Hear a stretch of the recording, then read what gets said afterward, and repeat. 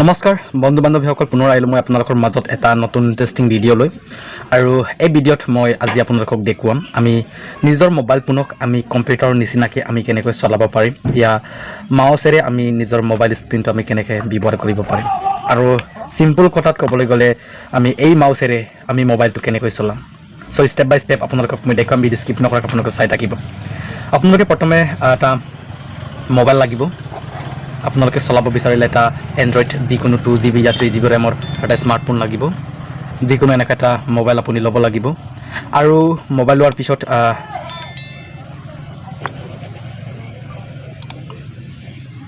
এটা মোবাইল ল'ব লাগিব।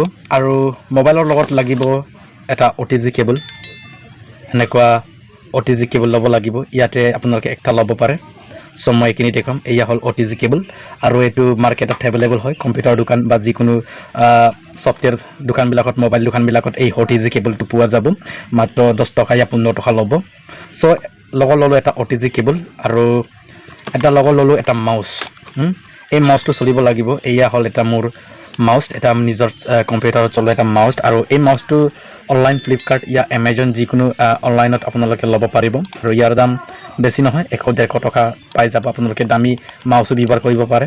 চ' মই ইয়াত কম দামৰ মাউচ, আৰু এটা মই দোকানৰ পৰা লৈ কিনি আনিছিলোঁ। আৰু এইখিনিতে এতিয়া মই আপোনালোকক দেখুৱাম এই দুটা বস্তুৰ যোগেদি আমি এতিয়া মোবাইলত কানেক্ট কৰিম।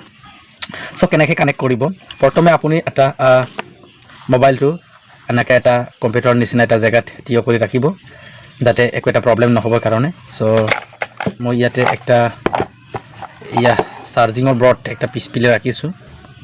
চাৰ্জিঙৰ বৰ্ড মই এনেকৈ মোবাইলটো ইয়াত ৰাখি দিলোঁ, এটা জেগাত থিয় ৰাখি দিলোঁ, এটা কম্পিউটাৰৰ নিচিনাকৈ। আৰু এয়া এতিয়া আপোনালোকে দেখিবলৈ পাইছে, এয়া মই মোবাইলটো ৰাখিলোঁ।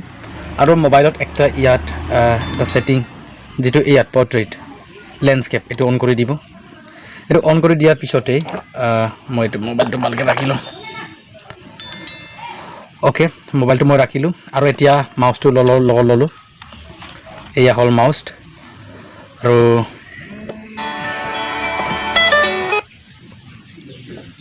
লগত ল'লোঁ এটা OTG কেবল। আৰু এই মাউচৰ কানেকশ্যন আৰু OTG কেবলটো মই ইয়াত কানেক্ট কৰি দিলোঁ। এই আপোনালোকে দেখিবলৈ পাইছে, এয়া মই এনেকৈ কানেক্ট কৰি দিলোঁ। চ' এনেকৈ কানেক্ট কৰি দিয়াৰ পিছত আৰু এই OTG কেবলটো আমি মোবাইলত যিটো চাৰ্জিং পিন, অ'কে, য'ত আমি চাৰ্জাৰ লগাওঁ তাত আমি কানেক্ট কৰিব লাগিব। য'ত আমি চাৰ্জিং লগাওঁ তাত OTG কেবলটো মই কানেক্ট কৰি দিলোঁ। আৰু ইয়াত কানেক্ট কৰি দিয়াৰ লগে লগে যিটো মাউচডাল লাইটিংটো জ্বলি যাব। এয়া চোৱা, ইয়াত মই কানেক্ট কৰি দিলোঁ। আৰু এয়া চাওক, মই আপোনালোকক দেখুৱাইছোঁ, এয়া ধুনীয়াকৈ মাউচৰ লাইটিংটো আহি আছে, আৰু মাউচৰ যিটো আইকনটো ঘূৰি আছে। চ' ইয়াৰ লগত কানেকশ্যনটো গৈ ইয়াত কানেকশ্যন কৰি OTG কেবল, আৰু OTG কেবলটো মোবাইল চাৰ্জিঙৰ লগত। চ' এতিয়া মই ইয়াৰ পৰা মই এতিয়া ব্যৱহাৰ কৰিব পাৰিম। চ' মই তাত ফাইল অপেন কৰিছোঁ। ফৰ এক্সাম্পল ইয়াতে মই যিকোনো একটা ফাইল, ধৰা হওক যিকোনো এটা ফাইল বুলি ক'লে ফৰ এক্সাম্পল অ'কে ফাইল, এয়া হৈছে ফাইল মেনেজাৰ, মই অপেন কৰিলোঁ। আৰু এতিয়া মই এই মাউচৰ যোগেদি এই যিটো কাৰ চিনটো ওলাইছে, এয়া মাউচৰ চিম্বল, এয়া আপোনালোকে দেখিবলৈ পাইছে। এই যিটো কোলাকৈ আহিছে এটা কাৰ চিনৰ নিচিনা, এইটো হ'ল মাউচৰ চিম্বল। আৰু এতিয়া মই হাতেৰে টাচ কৰিবলগীয়া দৰকাৰ নাই। ইয়াতে আৰামত বহি পেলাই এটা কম্পিউটাৰ নিচিনাকৈ স্ক্ৰল আপ ডাউন কৰি মই ইয়াত চলাব পাৰোঁ। আৰু এটা খুব এটা চিম্পল প্ৰচেছ হয়। আৰু এয়া মই ইয়াত অপেন কৰিছোঁ, আপোনালোকক মই লাইভ প্ৰুফ কৰি দেখুৱাইছোঁ। এয়া কিছুমান ফটোছ আছে, মই অপেন কৰিছোঁ, আৰু এয়া ধুনীয়াকৈ অপেন হৈছে। আৰু ইয়াতে মই এনেকৈ আকৌ বেক কৰিম, আৰু এনেকৈ ডেৰ ফটো কিছুমান আছে, এয়া অপেন কৰিব পাৰে, আৰু এনেকৈ চাই থাকিব পাৰে। চ' কম্পিউটাৰৰ নিচিনাকৈ আপুনি ঘৰত আৰামত বহি পেলাই এইখিনি মাউচ ব্যৱহাৰ কৰি আপোনালোকে নিজৰ মোবাইলত কানেক্ট কৰিব পাৰে। চ' ষ্টেপ বাই ষ্টেপ মই আপোনালোকক দেখুৱালোঁ।